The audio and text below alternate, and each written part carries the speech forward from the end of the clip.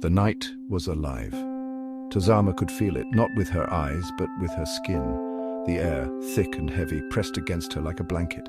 It whispered secrets in a language she couldn't understand. Tozama lived in a small village where the sun ruled the day.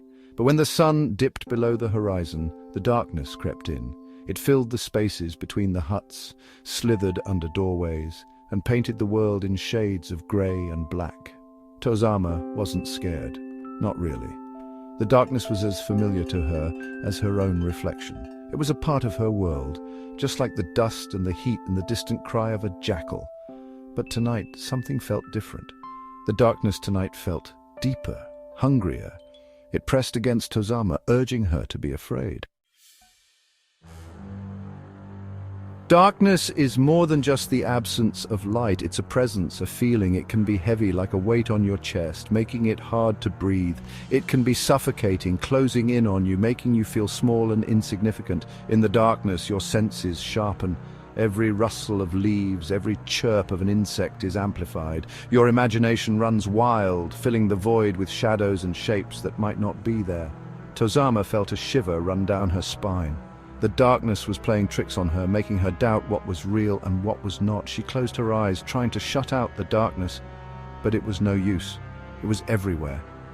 Inside her head, behind her eyelids, in the very air she breathed.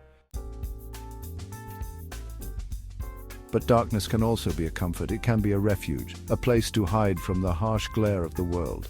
In the darkness, you are alone with your thoughts. You can be yourself without judgment or scrutiny.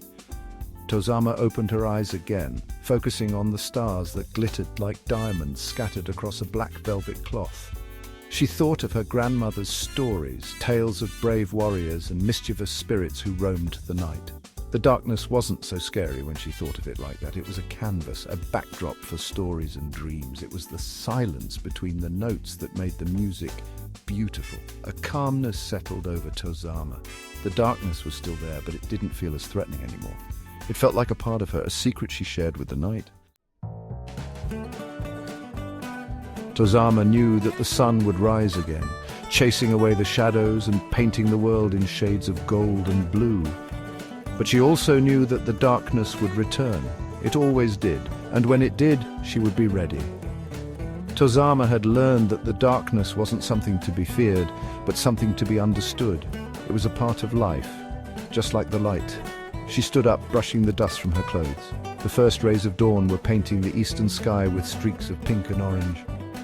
Tozama smiled. She had faced the darkness and found the light within herself.